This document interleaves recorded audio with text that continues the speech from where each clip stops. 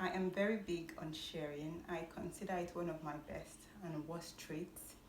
When I discovered Upwork, the freelancing website, almost a decade ago, I remember telling almost everyone in my life about it. Like, oh, there's this website where you can earn money writing or being a graphic designer. I told everyone in my life because that is just who I am. I like to share everything that I find, all my findings.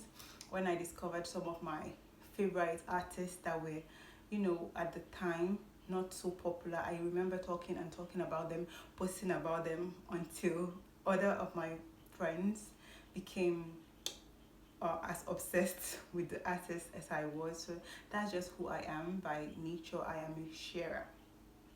But I realized that there are some disadvantages to running ahead of ourselves and sharing our what we are working on with people, which is something that I've always had issues with. I love to share. But I think that there are some advantages to holding back, to allowing yourself or whatever your project is to unfold quietly and in secret. A while ago, I started a secret YouTube that I didn't tell anyone about. Um, and I was so surprised. It was just an experiment, and the niche was a religious niche. And in less than a week, I got over 200 subscribers, and it was so shocking. And I know that religion is a popular niche. I know that religion attracts a lot of people. People are looking for hope and salvation, and religion is a human need. I think so. There's a need for a higher power in most humans, and I do not consider myself religious, but I consider myself a spiritual person. I think I'm more spiritual than I'm religious, but I'm digressing. Okay. So I started a religious channel, and it took off, and I was so surprised by how fast it took off. And it got me thinking about how many times when we start creative endeavors, we or businesses, we run ahead of ourselves to tell our family members, our friends about what we are working on. And while that is natural and while there's nothing wrong with that, I think that we should have a part of ourselves that we keep to ourselves, a part of our projects that we keep to ourselves, at least in the beginning stages. For me, I have pen names that I write under, and it has allowed me so much freedom to express myself creatively. So it has allowed me so much freedom to write, to attempt stories that I might not have attempted under my name initially, to see how they will fare in the market, and they have done pretty well. I've gotten mostly good feedbacks from those pen names, and so that is why I wanted to share on the advantages of having a pen name, especially as a creative, on the advantages of having a secret YouTube as a content creator. I think it's something that many people should try, especially if the works under your main name or your main YouTube channel has not taken off, and initially you shared it with a lot of friends and family. I think for creators, many times our families and our friends might not understand our art, even though they might want to support us, they might not understand it, and so they will not necessarily interact with it, which is why I think that having a secret YouTube might be helpful.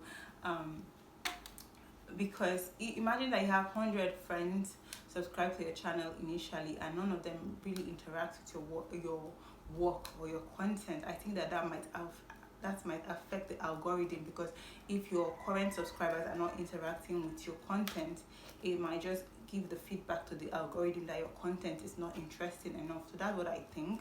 I might be wrong, but that's what I think. I think for writing, having a pen name helps you to be more creative. There might be topics that might be taboo that you might not want to broach under your name, that having a pen name might give you some liberty. Obviously, having a pen name does not mean you are invisible. If this is the computer age, and if anyone is really serious and knows what to do, they can uncover your pen name. So I'm not saying that you should hide under your pen name to commit atrocities, obviously, but there might be topics that if your family members or friends find out, they might not, they might not be understanding about if you broach those topics in your work. A pen name gives you the opportunity to try and fail without being observed in quotes by people that you know.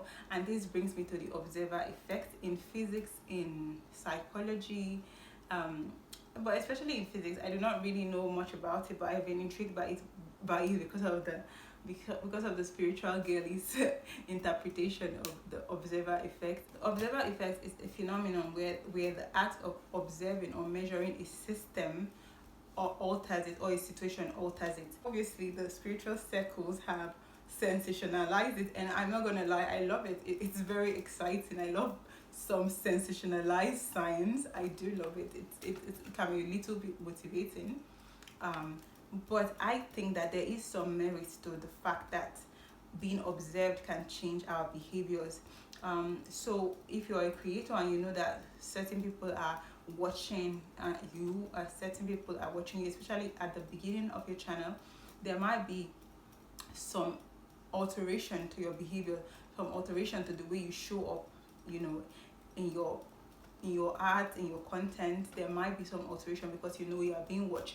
But in a situation where people who are watching you do not know you necessarily, you might surprise yourself, right? You might surprise yourself by the content you create, by the art you create. I think that just as we have different personas that we operate under in different situations, like for example, I'm a different person when I'm by myself, to an extent, not significantly different, but there's a part of me that shows up when I'm alone that does not show up when I'm with people. There's a part of me that shows up when I'm with my dad that does not show up with other people, other members of my family. There's a part of me that shows up with my friends that do not show up with my dad. So we are different people, and so obvious we are not necessarily different people, but we have different aspects of ourselves come online depending on the people we are with. So I think it's the same for creation of books, of content and videos.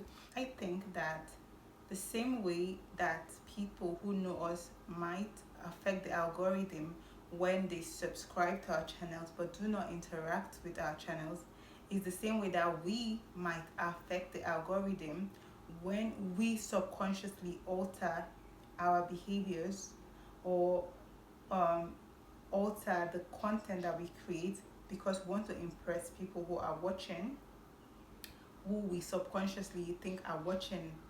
So we might not create the type of content that we truly want, but we might be creating the content that we think our family members want to see, or our friends. I do not think that is always the case, but sometimes it might be. And so if there's any chance of that happening, I think that might be remedied to an extent by creating a secret YouTube channel. I do not think that the solution to the fear of being observed or the behavioral changes that might come with being observed is hiding, but I also do not think that building something in secret is a bad step to take. That will be all for today's video. If you have enjoyed this, please like and subscribe, and I will see you in my next video.